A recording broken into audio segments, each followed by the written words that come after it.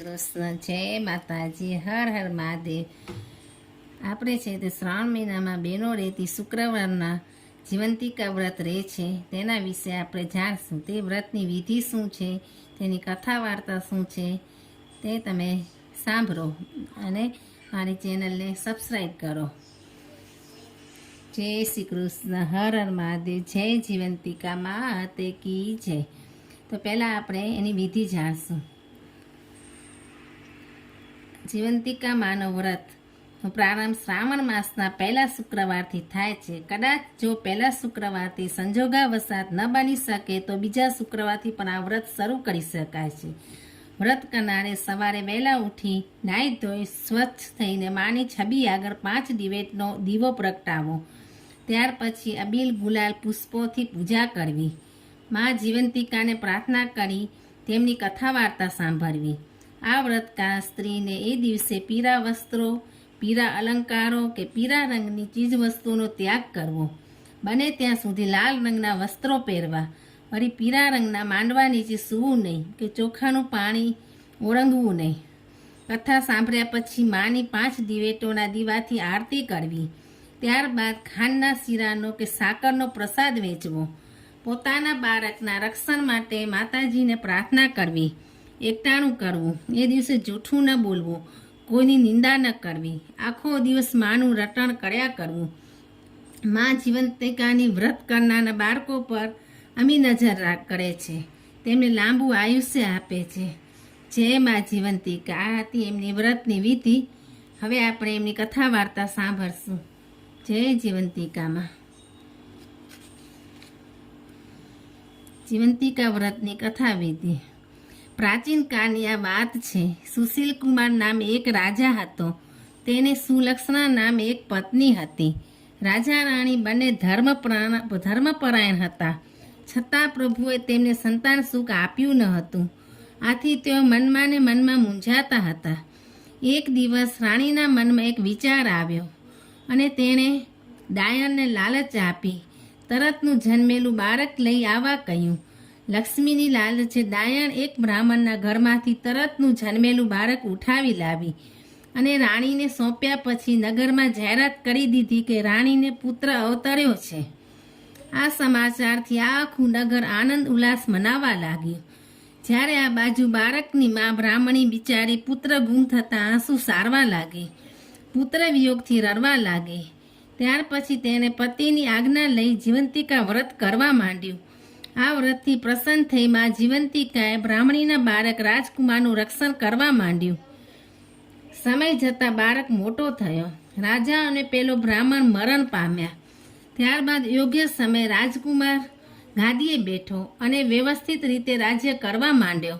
થોડા સમય પછી તે બાપનું શ્રાદ્ધ કરવા ગયાજી તરફ નીકળી પડ્યો. રસ્તામાં તે એક વાણિયાને ત્યાં રાત રોકાણો. એ દિવસે વાણિયાને ત્યાં બાળક જન્મે 6 દિવસ થયા હતા. ઘરમાં બધા ઊંઘી ગયા હતા. ત્યારે મા જીવંતિકા રાજકુમારનું રક્ષણ કરતા ત્યાં બારના પાસે ઊભા હતા. એ વખતે વિધાતા લેખ લખવા આવી પહોંચ્યા. માતાજી તેમને રોકીને આવવાનું કારણ પૂછ્યું. તેના જવાબમાં વિધાતાએ કહ્યું કે હું આ બાળકના લેખ લખવા આવી છું, જે કાલે તો ગુજરી જશે. આ સાંભળી માતાજીએ કહ્યું, જ્યાં મારા પગ પડે ત્યાં અમંગળ કદાપી થઈ શકે નહીં, માટે તારે બાળકનું દીર્ઘાયુષ્ય લખવું પડશે. વિધાતાએ માની આજ્ઞા માનવી પડી. બીજા દિવસે વાણિયાએ પોતાના બાળકને જીવતો દેખ્યો. આ પહેલાં તેને ત્યાં જન્મેલા બાળકો સાતમો દિવસ દેખતા જ ન હતા. આથી આ બાળકને જીવતો જોઈ તેને રાજકુમારનો આ પ્રતાપ છે એમ માન્યું. રાજકુમારે વાણિયાના ઘરેથી જવા નીકળ્યો ત્યારે તેણે ફરીથી પોતાના ઘેર આવવા માટે આગ્રહ કર્યો. રાજકુમારે તેની વાત માન્ય રાખી અને ત્યાંથી તે ગયાજી પહોંચ્યો. ત્યારે નદીમાંથી 2 હાથ બહાર આવ્યા. આ જોઈ રાજકુમાર અચરજ પામ્યો અને પીંડે હાથમાં મૂકી દીધો. ત્યાર પછી તે ઘણા વખતે પાછા ફરતા ફરી પાછો પેલા વાણિયાને ત્યાં આવી પહોંચ્યો. એ દિવસે વાણિયાને ત્યાં ફરી બાળકનો જન્મ થઈ 6 દિવસ થયા હતા. રાત્રે ફરી પાછા વિધાતા છઠ્ઠીના લેખ લખવા આવી પહોંચ્યા. તેમને મા જીવંતિકાએ ફરી રોક્યા અને એ બાળકનું દીર્ઘાયુષ્ય લખવા કહ્યું. વિધાતાએ તેમના કયા પ્રમાણે કર્યું. લેખ લખીને આવ્યા પછી વિધાતાએ માને પૂછ્યું, માં, તમે આ રાજકુમારનું રક્ષણ શા માટે કરો છો? માં જવાબ આપે તે પહેલાં રાજકુમારની આંખ ખુલી ગઈ. તે ધ્યાનથી માના શબ્દો સાંભળવા લાગ્યો. માતાજીએ કહ્યું, આ બાળકની માતા મારું વ્રત કરે છે અને શુક્રવારના દિવસે પીળા વસ્ત્રો પહેરતી નથી, પીળા માંડવા નીચે જતી નથી તથા ચોખાનું પાણી ઓરંગતી નથી. આથી મારે તેનું રક્ષણ કરવું પડે છે. રાજકુમાર આ સાંભળી વિચારમાં પડી ગયો અને પોતાની મા વિશે તપાસ કરવાનો નિશ્ચય કરી લીધો.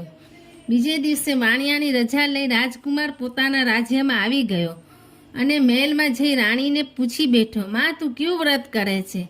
માએ કહ્યું, હું તો કોઈ વ્રત નથી કરતી. આથી રાજકુમારને ખાતરી થઈ ગઈ કે આ મારી સગી માં નથી. આથી તેણે પોતાની માને શોધી કાઢવા માટે શ્રાવણ માસના પહેલા શુક્રવારે નગરજનોને જમાણ આપ્યું. દરેક સ્ત્રીએ પીળા વસ્ત્રો પહેરીને આવા આજ્ઞા કરી.